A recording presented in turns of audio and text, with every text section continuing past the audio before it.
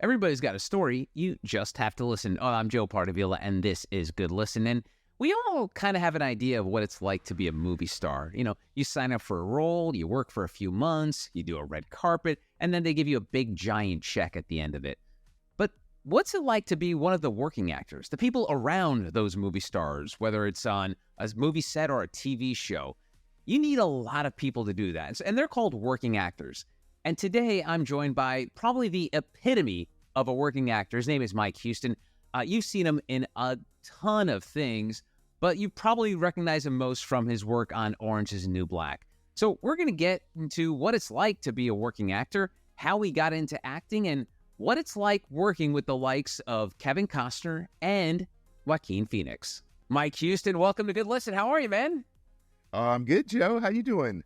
I'm doing really well. I'm super happy that you took the time to join me on this podcast. New York working actors, I know your life is never a dull moment. You're always doing something, so I appreciate you taking the time. Anytime, man. Yeah, happy to be here, and I appreciate you reaching out and wanting to talk with me, man. It's fun. I love getting into this stuff. So awesome. Well, good. Well, first I want to start with, as you know, I'm a New Yorker, born and raised in the shadow of Manhattan, and so the idea of going to New York and pursuing a career, which I ended up doing, seemed pretty easy. I had to just get my ass on a train, go into the city, and all of a sudden, oh, look, I have all these wonderful opportunities available. But for Mike Houston, for young Mike Houston, the geography was a little further away. You grew up in Colorado. So let's go all the way back to that. As a kid growing up in the mountain state, I think? I don't know. There's mountains there. I know that. Yeah. Yep, mountain state for sure. How does a kid growing up there or spending their youth there make the jump to be like, oh, I need to leave my comfort zone and either go to New York and LA. So tell me about those early beginnings and that choice you made. Okay. So it's quite interesting actually, because it didn't, my story is so strange.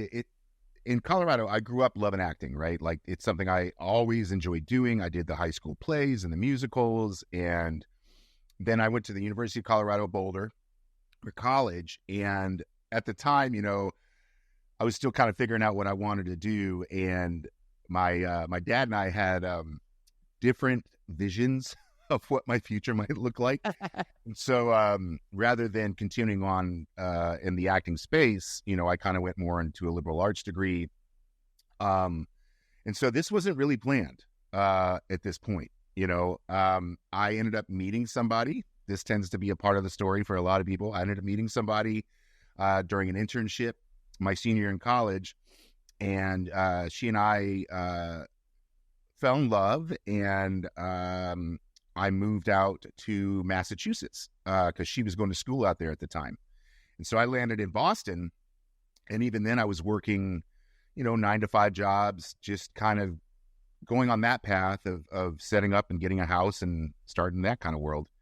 And then, like all other stories, well, not all other stories, but most, that relationship ended. And I found myself kind of wandering in a place that I wasn't familiar with. To your point, man, I left everything I knew back in Colorado.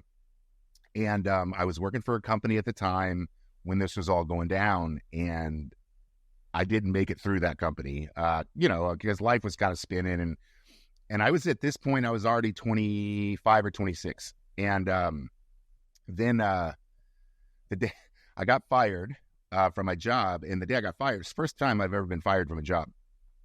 And I called my mom, just to say, like, you're not going to believe this. Life is crazy right now. And it was her that said, why don't you think about, trying acting while you're out there? She's like, I know you love doing it, and you're young. And I was like, what the hell? Like, that's like the last thing I expected to hear in that moment. But wait, she randomly brought up acting at that time? Were you doing any kind of acting in Boston? Not really. The only thing I did that she knew about was that I had, I had tried this audition for like a theater conference that was just kind of random. And it literally was like, I'm just going to try this because it's out there. But that was also a year before this even came up. Wow. Yeah.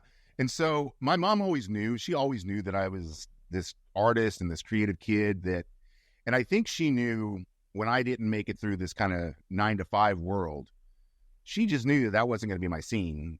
So her recommendation, like, it changed my life, right? That's one of those pivotal moments that I will never forget, was that day she said that to me, because it did take some time to establish that footing for myself, but just knowing in the back of my mind that she believes that I can do this. I took that. It took some time. I got into restaurant work in Boston, and getting you ready for acting, right? That's yeah, definitely putting on a character as much as you can. But then, even then, I found myself working in some really cool restaurants, and I wasn't really doing much with acting at all. It wasn't until probably 2 years, maybe a year after she said that, I had another one of these moments where I was reading the book Tuesdays with Morrie. Have you read this book? Oh yeah, it's a what Great they call a it's a tearjerker, as they say. Yes, it is. And I found myself at my kitchen table in my apartment finishing that book, a mess of tears, and I thought, you know what? I'm not doing anything here. My mom was even behind me getting into acting, and I haven't touched it. I'm going to go back to Colorado, and I'm going to start there, get my foundation. I'll be closer to LA at that point, yada, yada, yada. But I promised myself that I wouldn't leave Boston until I did one audition. Because it was like, if I really am serious about this, and the fact that my mom was behind me on this, I've got to show her that I believe in it too. And how that story goes, I auditioned for this community theater play in Jamaica Plain, Massachusetts, called for this community theater called the Footlight Club. The Footlight Club is badass. It is known as America's oldest community theater. Wow, very cool place. And we did this play called Psycho Beach Party by Charles Bush. I was a nervous wreck when auditioning. I remember and I got called back for it. And I remember in the callback, I was holding my sides. When you audition, you hold your sides. And I was literally just shaking with the paper while I'm doing the audition, but it seemed to work. And I got cast in the play, and it was just so much fun. And it just kind of opened that door, and I went from there into another musical community theater group that then led to me meeting this person, Lori. I don't want to mispronounce her last name, Salmonari, I think it is. Okay. And she and I did a crazy Sam Shepard one-act play together, but she was working for a group called Boston Improv at the time. And she was the one that said, hey, you should get headshots and really consider this. And I thought, oh my God, yeah, that's a great idea. So I did that and got into the commercial casting world in Boston. And that's kind of what started the ball rolling.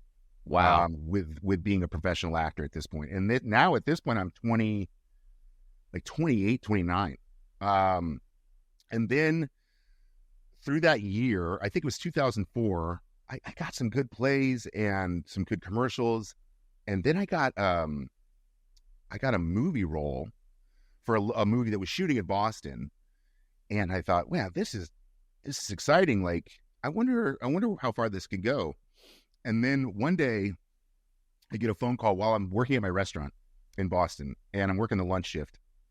And this woman on the other end of the phone says, hi, this is Dorothy Palmer. I got an audition for you tonight at 7:30. Can you be at 27th and 7th at that time? And I said, where's 27th and 7th? She said, what do you mean, where's 27th and 7th? She says, like, it's Midtown. I said, what's Midtown? And she said, where are you? I said, I'm in Boston. And she said, well, I'm talking about New York. She says, why do I have your information? Why do I have your stuff? And I said, well, because my friend Lori told me just send them out to all the agents in New York. Wow. Yeah. And then she says, well, can you make it? I said, I'm going to make it. And so I got on the phone with my coworker, Matt, said, hey, man, can you come in and finish my shift? Jumped on a bus, 4 hours down, did a 15-minute audition for this really interesting production. It was like a non-union, like kind of a complicated thing, but it was Like an indie, basically. yeah, well, even straight, it was a Bollywood Hollywood co-production. A really fascinating story called Wow. Hope and a Little Sugar, and it actually was a feature about a Sikh general who was in New York at the time of September 11th, and just kind of what he went through. Wow. After that, it was a really, really interesting story. Unfortunately, I couldn't end up doing the movie because of scheduling and stuff. But what that did was I said, man, I just got hired for a movie for an audition in New York City. Yeah, so when I came back, like I went and did that audition 15 minutes and 4 hours back, 8 hours on a bus, but I got the part. And so that kind of kicked me in the ass a little bit. And I made the decision in the end of 2004, beginning of 2005, that I'm going to move to New York City. Wow. You know, because I was like, I don't have specific training. You know, I just go off my instincts, what I've been doing as a kid growing up, you know. But I knew that training would be super important if I really wanted to take this seriously moving forward. And so I made the decision to move to New York City. And on June 1st, 2005, made the trek out here. Within a few months, I was in a restaurant and, you know, just trying to figure out what to do. And thankfully in New York City, every restaurant has every single artist you need, great support groups, you know. And this one guy one day said, first thing you do, go buy a play every day, read a play every day, get some headshots. And my headshot photographer said, there's a studio here. It's kind of underground, but a lot of great actors come out of there, called the William Esper Studio. Went, applied, interviewed, got accepted, and that's where it all really took off. Wow. I was 29, 30 at the time. There's so many little like lessons learned there. I mean, well, first of all, the impact that women have had on your life, you know, from your mom to Lori. Like, I'm just trying. I mean, have you imagined like, what if these women were never in my life? What if my mom never supported me? What if I didn't met Lori and said, come on, go ahead, put a headshot, send it down to New York. I mean, it's remarkable what these women have, the impact they've had on your life. Have you had a minute to be like, holy shit, thank God for these people? Well, yes, but I never thought about it that way. And now you have me thinking about it that way. And then I'm thinking about my wife, Jenny, who is absolutely part of this story and how impactful she's been with this career too. And I'm like, wow, I've got to do some retrospection about that. Because, yeah, I didn't even think about that. Yeah, I mean, I'm the same way. Like, I will tell you, I always say, like, the three women who formed me were my grandmother, my mother, and my wife. Like, I try to think about, and I always do you remember the Gwyneth Paltrow sliding doors thing. Like, I try to remove one of those people from, and I'm like, there's no way I would be where I am if it wasn't for any three of them, the combination of them. So just seeing the way it played out with you and even your wife as well, it's pretty remarkable how that all went down. And I want to. Well, and then if I can tell one more little story about it, because now you've said that, I was like, oh my God. So what happened was when I got into the Esper Studio a little later in that year, I was still getting emails from Boston, from the Screen Actors Guild office there. And they had this casting that they were like, hey, we've got this open casting here in Boston. And the only way you can get an appointment is making a phone call between 2 and 3.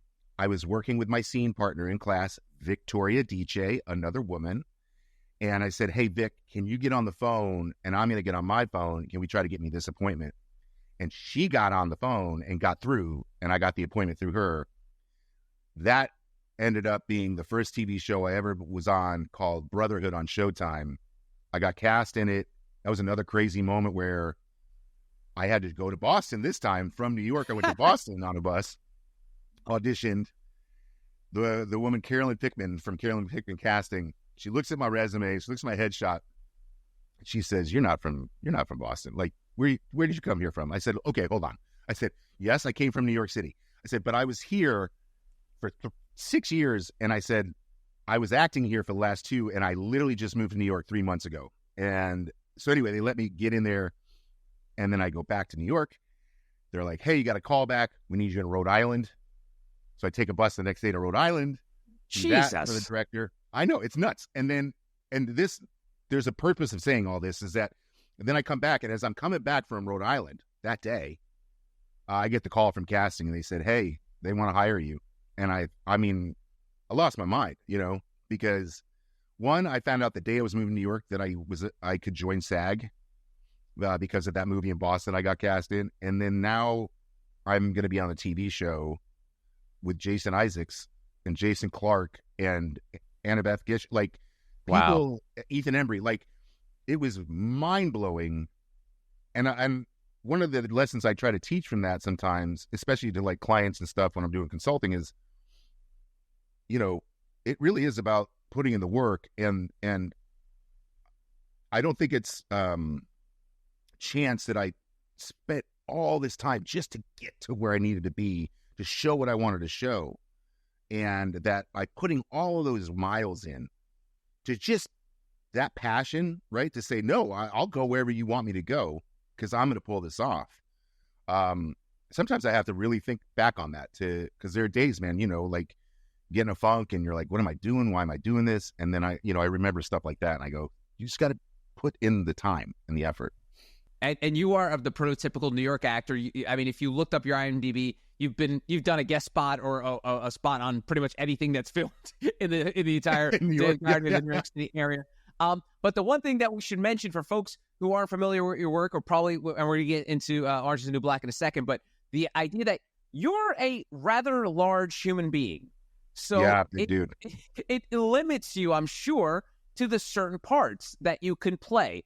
So I was always curious about people that are, especially, character actors that, in a million years, they'll never be the lead. They'll never be the boy that gets the girl. So I was always curious, like an actor like yourself, and not that you've always played character pieces, but like you play a certain niche.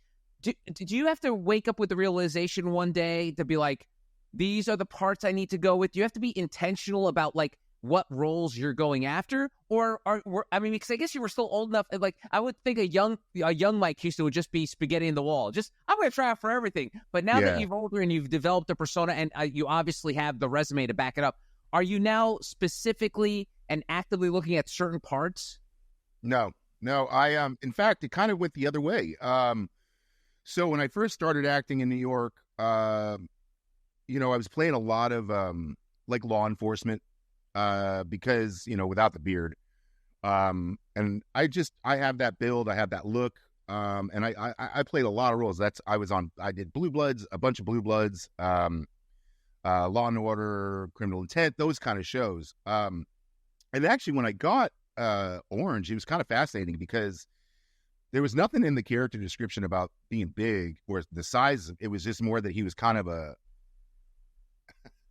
Lee Dixon was kind of described as like just lazy. He's a veteran who's come back, doesn't know what the hell he wants to do, and just kind of likes the idea of free housing and free meals. And so I kind of took those attributes of that character and thought about myself and going, well, some of this isn't that far away from what I kind of approach things as. And then I got cast as Lee Dixon, and then thankfully, I was blessed to have wonderful people surrounding us at all times and just super supportive and liked what I was doing. So they kept bringing me back. And surprisingly, it was after Orange, I've always been big.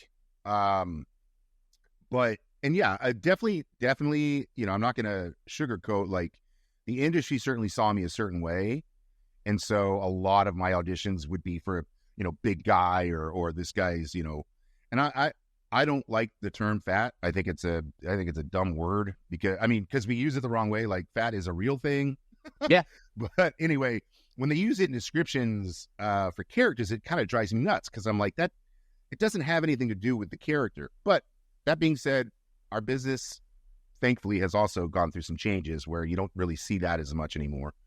And I also think it's kind of played into why I don't have to worry about that as much anymore, because a number of characters, like in this last, I don't know, 3 or 4 years, the things that I auditioned for, sometimes it's about being a big guy, but most of the time it's about the kind of person that I tend to play, which is, someone who's a little more sympathetic, has a huge heart, is a very empathetic person.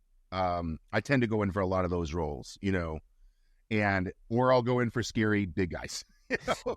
But I don't try to target, something for the big guy roles necessarily.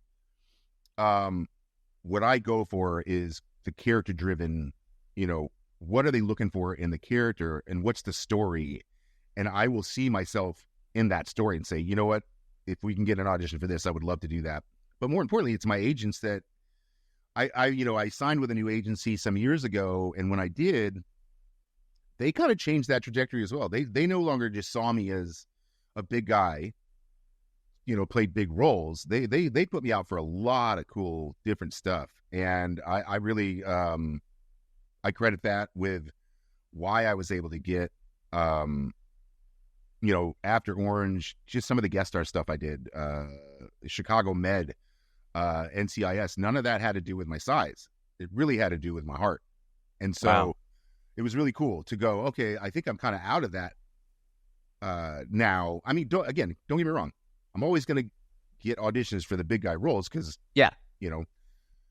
the creator gave me this shoulder set, so I got to use it. Absolutely. And don't get me wrong, it has also benefited me in the two films that we'll talk about in a little bit. My size definitely helped with that. But it is cool, especially in the last 6 months, the things that I've been going out for, man, it's awesome. Like it's so much more just about the character and the choices rather than this physical build. Wow, that's cool. God bless you, man. Yeah. That's great. So you mentioned Lee Dixon and Orange is the New Black. So tell us, for folks that are not familiar with the guest starring or the guest spot on a TV show and how it works when it becomes a recurring character. And so when you get the gig for Orange is the New Black, walk us through that. Like, are you expecting 1 episode, 2 episodes, 4 episodes? Because if folks remember Orange is the New Black, there was a lot of different narratives. So you wouldn't see some characters for 4 or 5 episodes, and then all of a sudden they appear for 3 straight. So what's it like when you sign up for a show like that and you're like, what was the agreement at first? Like, how many episodes were you signed up for? 1. Yep. I auditioned. I got the part, and the only thing we knew was that I was going to appear in episode 401. So that's season 4, episode 1, right? Season 4, episode 1, right? And when you take that, or maybe it was episode 2, it was one of the first 2. Yeah. And what happened is this was like, I think the second guest star-ish role, like when I did Boardwalk Empire, same idea. You get cast, you're working on 1 episode for sure. That show was a little different. Like, I really didn't know if I was coming back.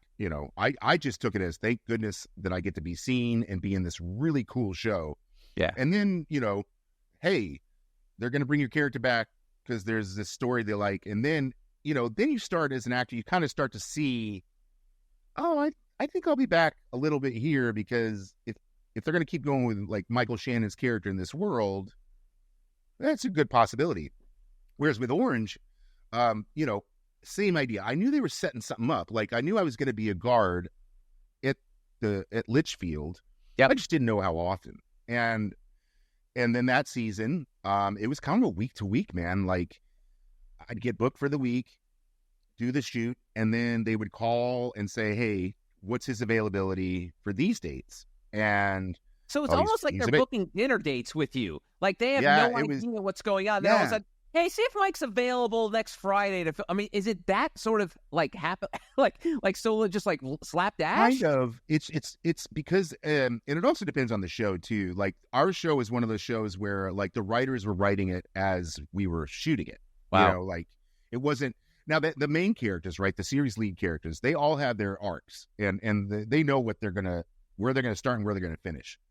But for the smaller parts, like the recurring guest stars, what I gathered was that, they would write each episode and say, oh, we could put Dixon in this space, and this way it forwards the story this way on this one character, right?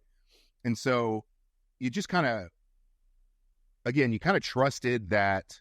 I trusted that reading these scripts, I thought, I think I'm going to be in the show pretty decent amount. I just don't know how much. And they just didn't. It wasn't one of those things where like, hey, we're going to lock you in for a certain amount of episodes until later. That did happen. Season 5 and season 6 is when they said, hey, we're definitely going to need you for 6 episodes a season. And that's I'll, not going to lie, that's a great moment as a New York actor to be told, like, hey, you're going to have a job for at least, 10 weeks outside of restaurants and bars. And I'll tell you, I was working at a bar in the city at the time, crazy sports bar. And I got the phone call about season 5 that they're like, hey, they're going to have you on for at least 6 episodes out of the 12 or out of the 13. And that was another one of those, like, I had dreamed of this moment. I hung up the phone. I looked at the whole bar. It was about 2:30 in the afternoon, 4:03 in the afternoon. I said, all right, round of shots on me. This guy just got his flowers. And so it was just awesome. It was just like, and knowing, and then from that, season 6, and then season 7 was just an amazing experience, because that was the year they said, hey, we're gonna keep you for every episode this season. Wow. Really, really, it was a really lovely gesture. It felt like, it just felt great knowing that they liked my character enough, that they liked Dixon, that they liked what I brought with Dixon, that they felt he was important enough to keep telling the story. And then in the last season, the relationships that I got to explore with Taryn Manning's character Pensatucky and Daniel Brooks' character Tasty, like, I got to explore relationships with them that had been building for some time, but I got to really delve into it. Like, what we all dream of as actors is to really get into the mix and work with some amazing people. Uzo Aduba, like, working with her, and and for, when people watch the show, you'll see me and her singing a tune in the last season that's really, really kind of, it really caught me off guard. I was crying when I watched it. Wow. Yeah, that's kind of how it worked. And now it's just a matter of, when I get the auditions, it'll either be a guest star for a show like a Chicago Med, which you're not going to recur on those. But I am getting opportunities for a lot of recurring different roles. So that's so cool. Now let me ask you, because we mentioned the happenstance of your character growing in season 4, but you ended up joining the show. I mean, people forget, and we're going to get into the sort of legacy of Orange, but it was a cultural phenomenon when you booked that show. What was that pressure like to be like, oh man, I don't want to fuck this up, because this show is huge. I mean, it's so funny. We're in 2024 now, and people forget how gigantic that show was. So what kind of pressure did you either put on yourself, or maybe your friends put on yourself, about like what you were getting involved in? I didn't actually take it as pressure. I was just super excited, because I hadn't started watching the show when it came out. Because I was in school, I was just busy doing stuff and working at restaurants. And like, when I started to watch it, I was like, oh, this show is crazy incredible. And so when I got cast in it, I kind of took it on as more of a fun challenge, but also I was proud to say, like, thank you for wanting me in this universe. And so the only pressure I ever felt, or I put on myself, was like, wow, I'm about to walk into a show of an ensemble of women and men that have been together now for 3 years. And if I'm being honest, it was a little I was a little nervous the first day, because, the way the show works, and I hate to put out spoilers, but it has been out a while. So if you haven't caught it yet. But, at the end of season 3, all the guards that all the audiences have come to love, because of the way the story was planned out, that, they were going to go to the private prison system from a state prison system. So the state guards are all let go, which means all those actors are not necessarily coming back. Some of them, they definitely brought them back in where they could in the show. Yeah. But then they bring in this whole new crew of us. And it was pretty intimidating, because, again, we're with these actors and this ensemble that has been together and knows these people, cares about these people. And here we are coming and taking their jobs. And I thought, wow, this is nuts, because it actually works in real and in fiction, because in real, we are taking jobs from these other actors, and it really played well into the actual scenes. It wasn't not hard to feel resistance from the ensemble cast. and I don't know if it was planned that way, but it worked out brilliantly.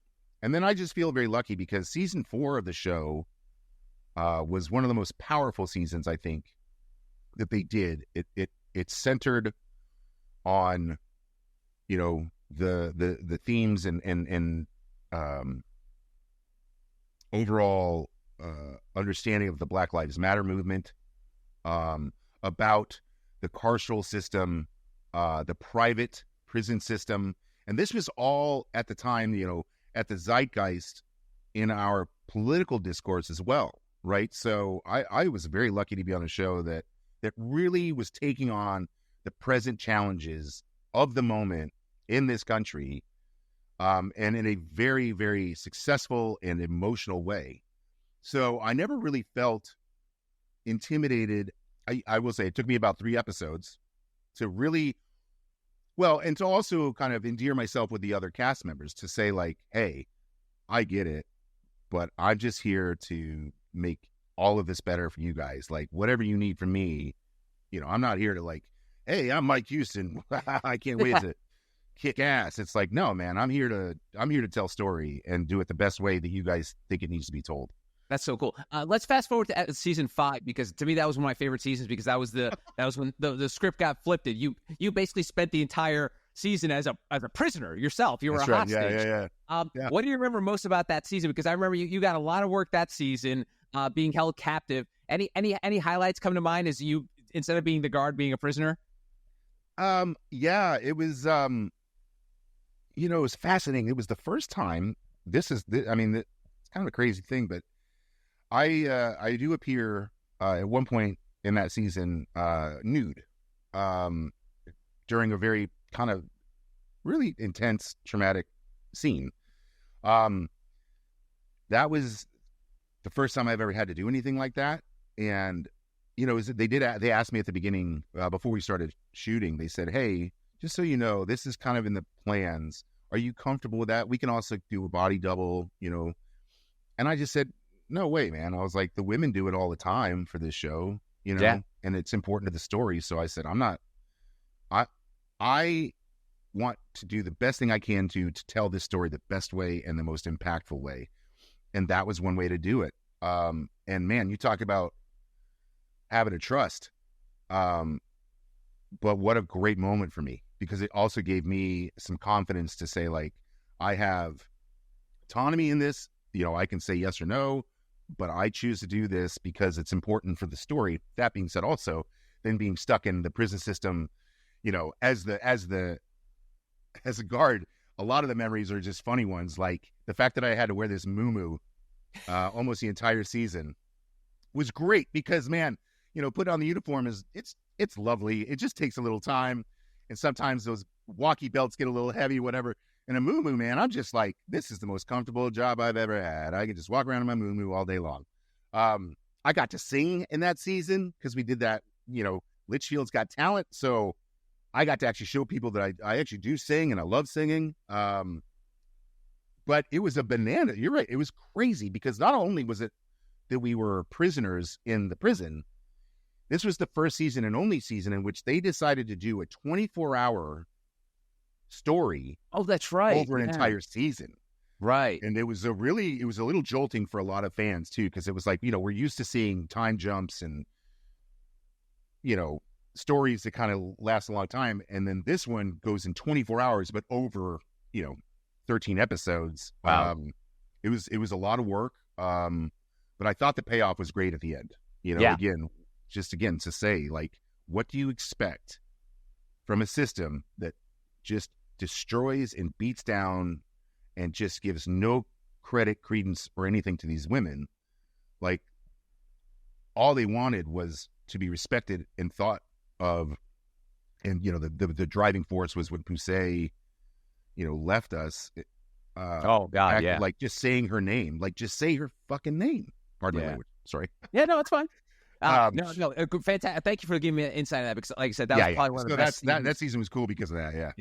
Yeah. All right, so let's talk about the legacy of the show. Like I mentioned, this show was a cultural phenomenon, and this could be my personal opinion. I feel like the show ended on such a downer that last season. It really concentrated heavily on the immigration storyline. And like you said, the show was very topical. It was almost like the Law and Order of serialized shows. It was ripped from the headlines. And I don't know if this is just my view on it, but I feel like that downer of a season sort of has affected the legacy of it, because you don't hear about Orange in the GOAT conversation. You don't hear it in the, the Breaking Bad, even the Boardwalk Empires or Sopranos conversations, where at a time it was going to be on that GOAT list. Yeah. What do you think about the legacy of the show? And again, this is just my personal opinion about that last scene. I still love the show, but I felt it was a bit of a downer from where it was heading. So tell me about the legacy and how you feel the show wrapped up. I liked that it wrapped up the way it did, because I think it was important to say as many strides that have been made in what we see and how these relationships with the system work. By the time we're in the last season, now we're in a maximum security prison. So it's another level, another insight to what it's like to be a woman in this situation and how it's treated. And then to your point, like, they brought in the ICE storyline, and I actually thought that was incredibly impactful. Again, to kind of what you said, at the time, that was definitely in the headlines. And so the writers wanted to use that and say, we're going to show you another aspect of being a woman in the system. But this time, these are women that aren't even criminals, but they are because they're considered immigrants that are here illegally, And I thought that was a fascinating way to explore that. And I liked that it didn't wrap up with, like, the joy, because that's the truth. What happens to Tasty at the end of this show is heartbreaking. Yeah. And it's intentional, because I don't think they wanted us to leave saying, oh, good, okay, Piper's lived her life, and oh, look, Tasty's out, and Cindy's out, and Uzo's taken care of, like, Suzanne, and like, no, they're all still there. And until we as a society speak up more against private prisons, which we did because of that show, and because of that show, I really believe that, the idea of private prisons now is a very touchy, and it's going the way of the dodo bird, because people are aware of it and saying, you're literally making money off of human beings and you're capitalizing on it, rather than, are we really trying to get restorative justice in the system? But I do hear what you're saying, because you're right. It was a downer. It was. I feel like as a typical TV viewer, you always want that show when it ends to end on an up note. But I guess you're right. I mean, in a way, it was true to itself that this is like you said, they were not going to get out of prison and have all careers and have a happy ending. So I get that. But I wonder if do you think, this is me surmising. Yeah. Do you think that because of the feeling that the show, that the finale left, people were like, oh man, I'm sort of down, and I'm not going out. It's like, oh my God, this is the greatest show ever. Maybe it's just the emotions of the season plays a part. Could be. If I may, I do have a theory, and maybe controversial or maybe not, but all the shows that you mentioned earlier, Breaking Bad, Boardwalk Empire, major, Lost. Let's even go there. Were male dominated, male written, male directed, male produced. Don't get me wrong, there were definitely female. I had a couple female directors in those shows, but I think that this show wasn't elevated because in that space it's male dominated, and this was a show that was literally focused on, told the stories of, and refused to give way to anything else other than keeping the women in this story front and center. And again, from top to bottom, from the creator to Jenji Cohen, to Lisa Vinecourt, who was our showrunner for years, and and to all the actors, like a female driven, female written show. And I think that has something to do with why it didn't necessarily get into that, because at one point, you're right, it was in the zeitgeist. It was huge when it first came out, right? Rolling Stone covers and all of that stuff, and incredible ensembles. But again, it's a season-long show too. So it had a lot of shows don't make it as long as ours did, you know. Yeah. So it definitely had the longevity, and I also think that just the changing landscape of streaming at the time, you know, I think there was an opportunity maybe for another season, or even, you know, there was one time there was a rumor that maybe there'd be a film, you know, after this. But I think that just the way the streaming kind of landscape worked out, like Netflix kind of went on and did some other, you know, they just kind of refocused on some different stuff. Yeah. Because if you'll notice, at the time, you know, Netflix was they put out House of Cards, Orange is the New Black. They started with that show called Lilyhammer. You know, they really broke the glass ceiling of what you can do with a streaming network and television, and produce shows. But then after those years, I think, you know, Netflix decided they wanted to do their own studios, and because like we were produced with Lionsgate, we were a Lionsgate show that was licensed to Netflix. And then once Netflix realized, like, hey, we can just kind of make our own stuff, you know, at that point, that's when things kind of change. Yeah. But then Genji went on to help produce, you know, the show Glow, which was an outstanding show. Again, female-centered, focused. I loved that show, and I honestly believe the only reason it didn't make it was because of COVID. I think that show would have lasted another, you know, 4 or 5 seasons as well. But that's my opinion. I think that might be one of the reasons. And I appreciate not on that. The Reddits, you know. Yeah. And here's the thing, like I think that's one of those shows that maybe, you know, 10, 20 years from now, we'll get that legacy sequel, like you mentioned, so, yeah. where the way they bring it back. And, you know, and one of the things you mentioned there about the change in Netflix went away from those 7-season shows because, of course, you know, it's all about data and analytics. They don't want shows to go on that many seasons. They'd rather have new series as opposed to more episodes of a show. So that model changed. So you guys were lucky enough to get in because you probably do Orange is the New Black now. You probably do 3 seasons, right? Right. 2 or 3 probably. Yeah. 100%. And I mean, I don't fault that idea either. I think sometimes storytelling is great if you can condense it and get it into 2 seasons. It's awesome. Yeah. You know, but then you have like fantasy shows and things like that. Like those are the shows that I see. Yeah, I can see why you want 8 seasons because especially if they're based on books that are, you know, 1,000 pages long for one chapter. You know, it's going to take time to tell that story. Yeah, but you know, I want to talk about the changes in the landscape too, because you mentioned working for Netflix, and you've done obviously a lot of broadcast television, as we mentioned. One of the sort of sticking points of the strike that occurred earlier this year was the fact that the Netflix model doesn't allow for royalties to actors, because the old school actor who appeared on a show in the 1980s that would get rerun to death would get what they call mailbox money in perpetuity. With Netflix, what they do is, and correct me if I'm wrong, they pay more upfront so that in a way they're covering royalties in the end. So as a working actor, do you still get anything from Orange is the New Black as opposed to shows that you're doing for broadcast? Tell me about how that works. No, I do. And it actually changed, strangely enough, after season 3.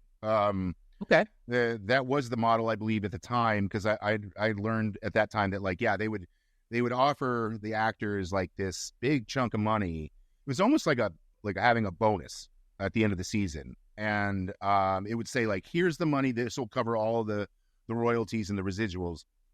And then they decided to go away from that, and then went into, at that time, the SAG contract model.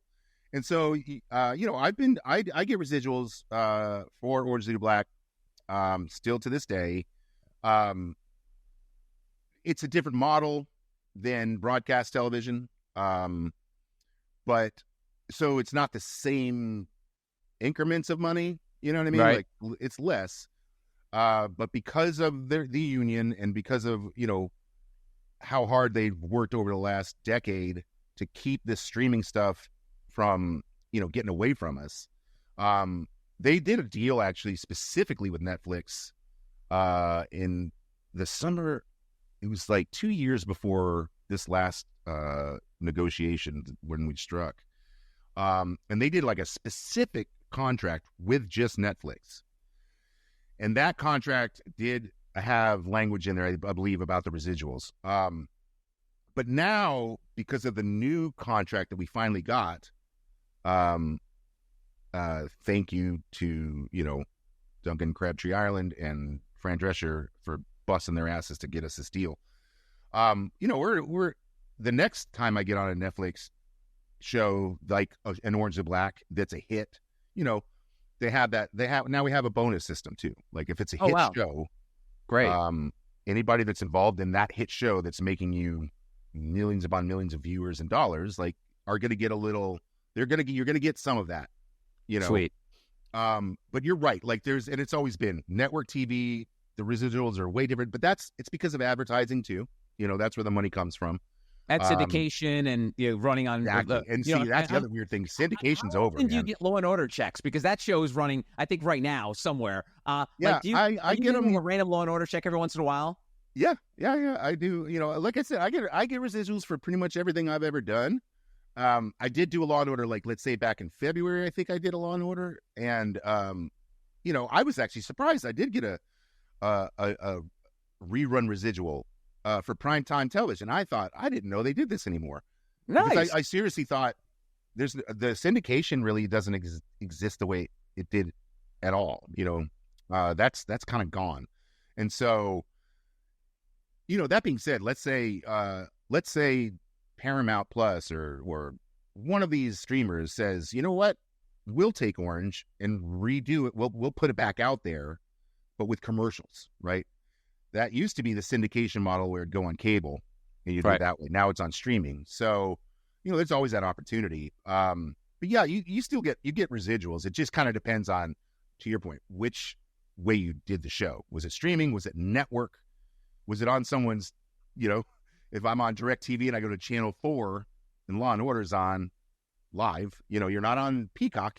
You're literally on cable. So it's very, very up and down. But I'm just thankful that I get, a little something from all the work that I've done, for all those years. So that's awesome. I love hearing about that. I love hearing about mailbox money and these. You hear from musicians, obviously actors, as we've been discussing. But let me ask you this: the most random and tiniest residual check you've ever gotten?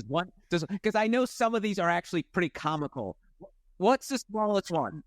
1 penny. I'm trying to remember the show. I think it was this show. I did this show so long ago. It was called Canterbury's Law. It was on Fox, and it was on for a hot minute.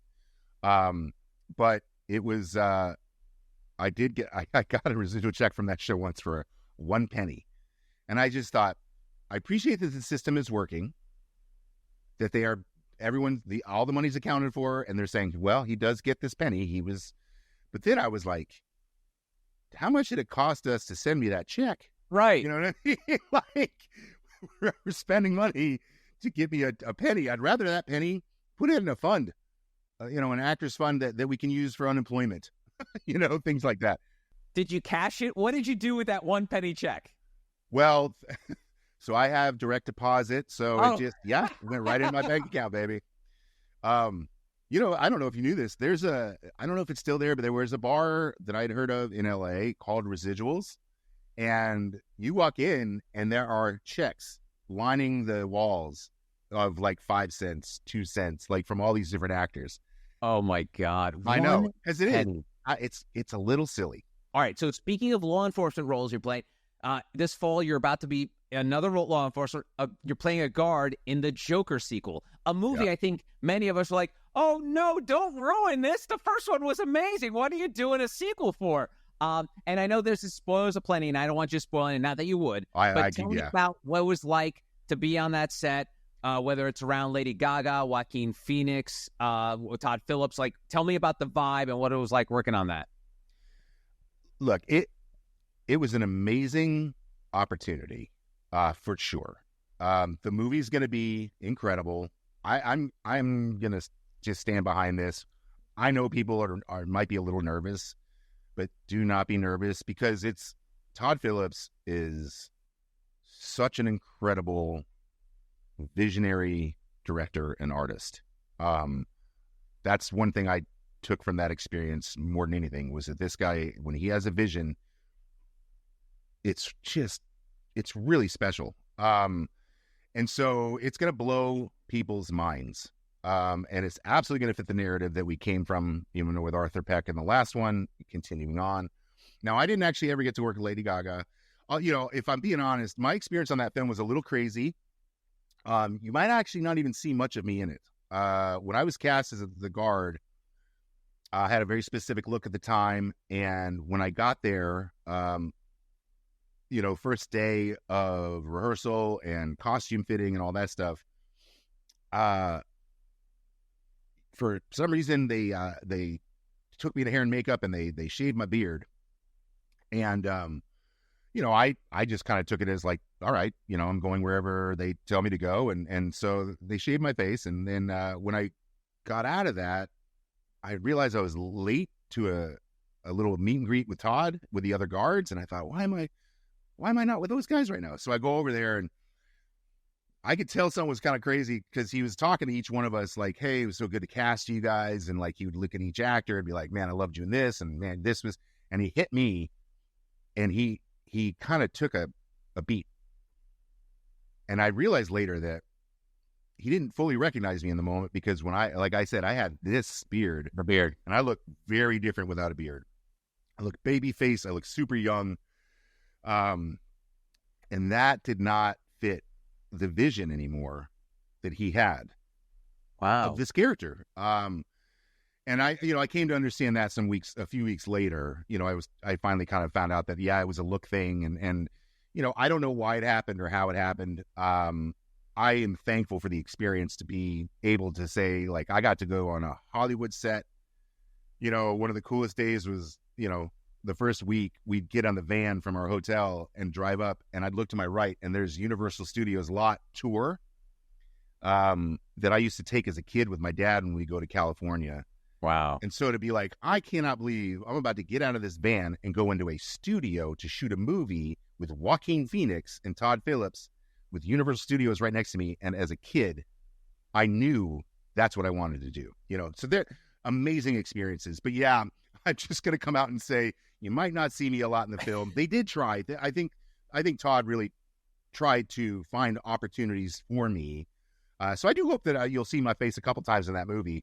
But at the end of the day, man, my name's in the credits, and the residuals will go to that guy, Mike Houston. And I have a feeling it's going to be more than a penny. Yeah, exactly. It's going to be more. I hope it's more than a penny. No, it's going to be an outstanding film. And how about Joaquin? For outsiders, he does give off this like a bit of an odd duck vibe. What did you see? I mean, again, not going into what he did or what is his personality like on the set? Is he very method, where he's basically Joker all the time? Yes. Wow. Yep. He was always Arthur Peck, and it was incredible to watch. It was incredible to be around. It was the first time I've worked with a lot of big actors and a couple method guys, for sure, and they all are committed the same way. But to see a character like that, and to watch Joaquin, he was always in it. And I think I can say that, like, there were times where Todd would call cut, and you'd hear Arthur laughing, like that uncomfortable Joker laugh, and realize that, like, that's him. Like, that's him. And there was another day that I was in hair and makeup, and he came in to the trailer. I'm not exactly sure what he was getting from the trailer, because in my memory, he literally came in and just kind of walked through it and then walked out the other door. But the stride that he had, the way he carried himself, I was just like, that's the Joker. Like, it's him the whole time. So it's a really fascinating thing to be around, because it also gives you permission as an actor to play with that too. I'm not a method actor personally. It's not my foundation, but what it does do for me is that, well, I can, as long as I can treat that person as Arthur Peck the entire time. So let's say we're not on camera, I'm going to be Mike Houston talking to Arthur Peck. Right. And then it gives me insight, so that when I play, the guard, how I see Arthur Peck in that moment too. It was a really, really interesting and exhilarating thing to be a part of. Because again, he never breaks And it just keeps you in it too. You don't lose the energy because if he's in it the whole time, off camera, on camera, you don't have the opportunity to kind of get away from that. It was incredible. Now, I'm curious, as a guy who's made a pretty good living as being the quote-unquote guest actor on a show or doing a spot in a movie, can you try to, like, show me what, like, the dynamics like are on set? Like, if you go on, whether it's a movie or a TV show, and, like, the quote-unquote star is there, whether it's, you know, James Spader in Blacklist that you've done or any of the guys at FBI or Law & Order, is there any, like, chatty, like, do you go up and like, hey, how you doing? I'm Mike Houston. Nice to meet you. I'm from Colorado. I mean, what happens there? Yeah, that's almost exactly what it is. You know, when I get a job and I come in and we're about to do, like, you know, first rehearsal or we're doing a table read or whatever. Yeah, I introduce myself. I'm Mike Houston. And usually, you know, I've never had a bad experience with an actor in that regard.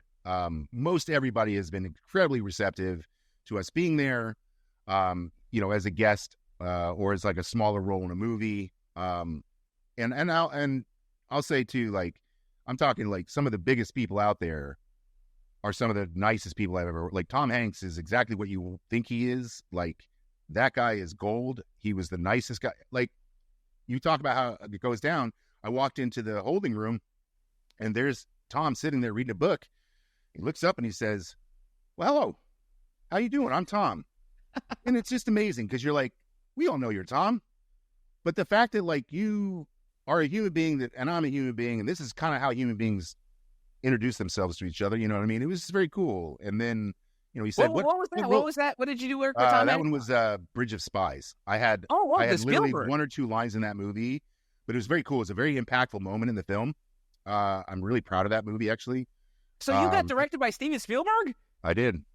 Holy and he got, cow. Yeah, I'll never forget the day, the moment he said, now, Mike. And I was like, what?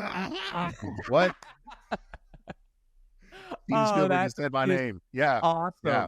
And I've often heard about Spielberg that he's very, like, sort of like loosey-goosey with rules when it comes to actors. He's like, yeah, let's feel this out, like, because he's prepared so much in his brain that he's able to improvise on the set. Is he like that, like, in real life, where he's just like, yeah, well, I don't know if loosey-goosey is the term I would use, but well, okay, first, you know, you're working with Steven Spielberg, so you're not really questioning anything he's doing and how he wants to set anything up or set up the set. But no, he definitely, he does, there's a lot of talking with the actors, kind of like understanding, like, hey, what are we trying to get here? What is the shot about? All that stuff. But he also had, I don't want to say it was a tight set, but it was a very well thought out, you know, film. I've worked with some directors where it's like you are kind of improvising and it gets a little messy, and it can kind of make days longer. But his was he knew what he wanted, but and you know, he would just give you a few little things to try for sure. He'd throw something and say, why don't we try this? And then, but yeah, never like the only thing he said to me was that at one point my accent went Boston for some reason. And this is a movie that takes place in New York. And he goes, Mike, can we do that again? He's like, I don't know why, but you're definitely you sound very Boston right now. And I was like, that's hilarious. I said, yeah, copy guy, you know. But yeah, very, very cool. How in tune must a human being, because I'm sure to you it was probably like maybe slightly, it's not like you went, you know, pot the cod and Harvard Yard kind of thing, but the fact that he's so attuned to what's happening to pick it up on a take, that is just remarkable. I think it's because the line I had was, why aren't we hanging him? And the aren't. Why aren't? Oh. Why aren't? And it's so funny because, like, if you do like you know, a Long Island accent or let's say, you know, Northern Queens, that in Boston can get real close, you know. And so, but he caught it. He absolutely caught it. And it was cool because I was like, one word. And he was like, that sounds Boston. And he was right. Wow. Well, let's wrap this up talking about working with one more legend. Another movie coming out this fall is Horizon. with Yeah. Kevin Costner. And as many people know, this is his passion project. He basically put Yellowstone on hold and said, "Hey guys, you guys missed your window to film this last season, so I'm going to go do my movie." What was that experience like? I'll come out and say it was the greatest film experience I've ever had. Greatest experience. One of the greatest experiences as an actor I've ever had.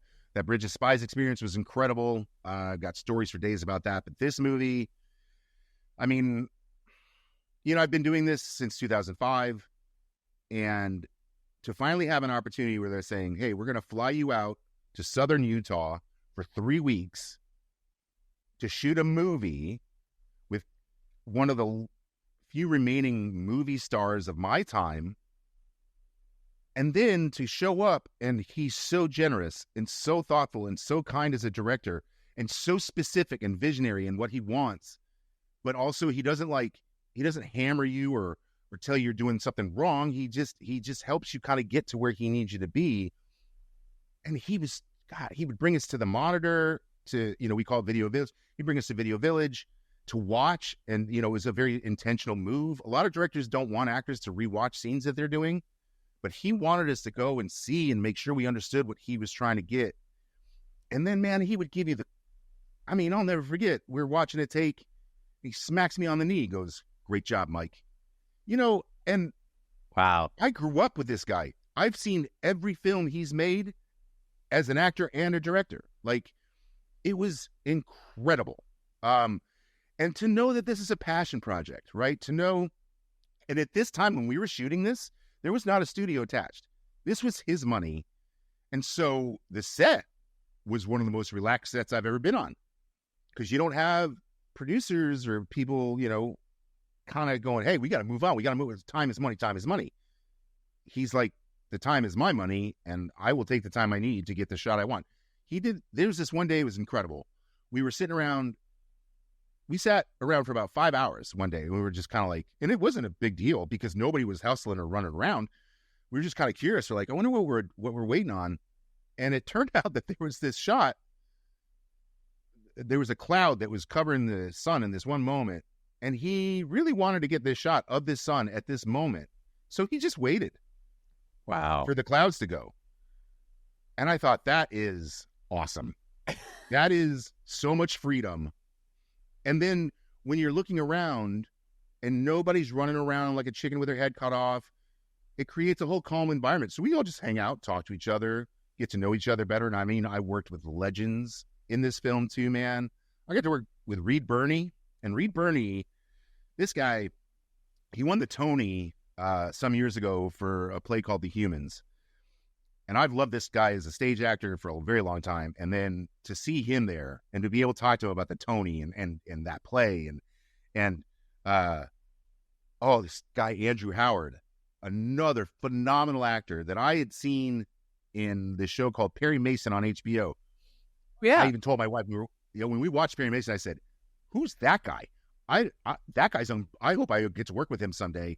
And literally 5 months later, I'm in a hotel and he's walking down the hall, and I'm like, "Oh, I can't even believe I'm working with you." Greatest experience. Just and in May in Utah, beautiful country, and it's a Western. I get to do a Western. I got to wear the clothes. Who doesn't want to do Western? As someone that grew up here. Awesome. That's great. This is all great stuff. Mike, I could talk to you for hours, but I want to let you go, be respectful of your time. If folks want to follow you, what's going on in your career, what's the best place to start, Mike? So on Instagram, you can hit me up, the big fella, all one word, lowercase. It's interesting. I'm not the biggest social media guy. And I found that a lot of guys my age in the 50s and their 60s, like it's not my first go-to, but that's where you can find me. That's definitely where I engage the most with everybody. So the big fella on Instagram. And I use TikTok here and there, but I'd rather not anyone waste their time trying to find me on that one. Awesome. Mike, thanks so much for the time. I really appreciate it. No, Joe, thanks, man. It was so good to see you again, man. Oh, this is great. Thank you, brother. Good luck with everything.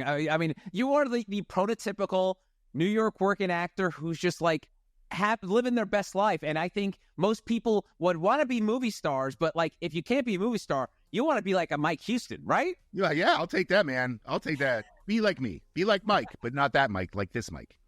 Thanks, Mike. All right, Joe. Thanks, buddy. Take care. And that's today's Good Listen. You can always connect with me on X, LinkedIn, or Instagram at Joe Partavilla, or on TikTok at J Partavilla. If you want to shoot me a note and tell me your story, you can write me, joepartavilla@protonmail.com. If you're watching this on YouTube, I would really appreciate it if you punch that big old thumbs up button. It's a small gesture, but it really helps my channel. And if you're listening on Apple or Spotify, please leave a 5-star review. That would be amazing. Thanks for spending some time with me today. I will see you next time. Adios.